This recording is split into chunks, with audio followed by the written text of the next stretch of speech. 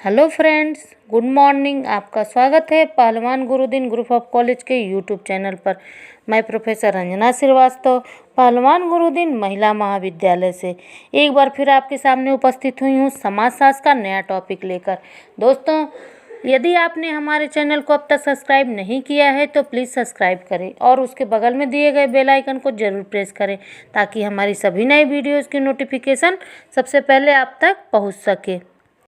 चलो दोस्तों, अब आते हैं आज के टॉपिक पर। आज हम लोग पश्चिमीकरण के विषय में चर्चा करेंगे। पश्चिमीकरण क्या है, आइए इसका अर्थ को समझते हैं। पश्चिमीकरण का अर्थ, पाश्चात्य संस्कृति के रंग में रंगने की प्रक्रिया को पश्चिमीकरण कहा जाता है। पश्चिमीकरण अनुकरण की प्रक्रिया है। इस प्रक्रिया के द्वारा भारतीय व्यक्ति पश्चिमी सभ्यता और संस्कृति का अनुकरण करते हैं। पश्चिमीकरण की प्रक्रिया के द्वारा भारत में पश्चिमी संस्कृति का प्रसार किया गया है। यह एक ऐसी प्रक्रिया है जिसके कारण किसी गैर पश्चिमी समाज की संस्थाओं, ज्ञान, विश्वास तथा मूल्यों में परिवर्तन स्वाभाविक हो जाता है। पश्चिमीकरण की परिभाषा, प्रोफेसर M.N. श्रीनिवास के अनुसार पश्चिमीकरण की परिभाषा इस प्रकार है। मैंने पश्चिमीकरण शब्द को अन्य स्थान पर ब्रिटिश राज्य के 150 वर्षों के शासन के परिणाम स्वरूप भारतीय समाज और संस्कृति में उत्पन्न हुए परिवर्तन के लिए योग किया है और शब्द औद्योगिक संस्थाओं, विचारधाराओं और मूल्यों विभिन्न स्तरों पर उत्पन्न होने वाले परिवर्तनों को सम्मिलित करता है। पश्चिमीकरण का अर्थ और परिभाषा के बाद अब हम पश्चिमीकरण को और अच्छे से समझने के लिए उसकी विशेषताओं के बारे में जानेंगे। पश्चिमीकरण की विशेषताएं, पहला, नैतिक तटस्थता। पश्चिमीकरण के परिणाम अच्छे या बुरे दोनों ही हो सकते हैं।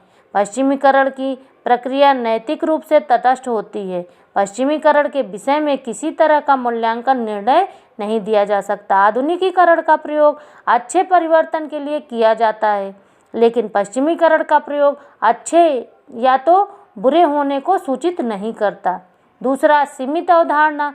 पश्चिमीकरण की सीमाएं निश्चित होती है। मतलब यह है कि पश्चिम से जो भी कुछ अनुकरण करते हैं उसके बारे में यह कहना गलत होगा कि इसकी उत्पत्ति पश्चिम में हुई है। जैसे पहला, ईसाई धर्म की उत्पत्ति एशिया में हुई है। दूसरा, दशमलव की पद्धति का आविष्कार सबसे पहले भारत में वैज्ञानिकों ने किया था, आदि बातें।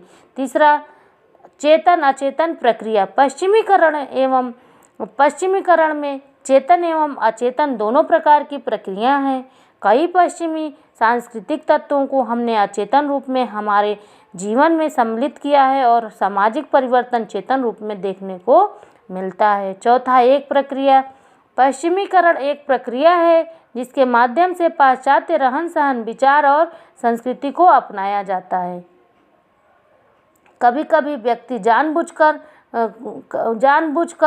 हुए पश्चिमी विचार और संस्कृति को अपना लेता है। पांचवा, पश्चिमी संस्कृति अंग्रेजों द्वारा लाई गई। इस प्रक्रिया के अंतर्गत उस समस्त सांस्कृतिक तत्वों के प्रभाव को सम्मिलित किया गया है जिन्हें अंग्रेज शासक अपने साथ लाए थे। ईसाई धर्म की उत्पत्ति एशिया में हुई थी, लेकिन इसे भारत में अंग्रेज लाए थे।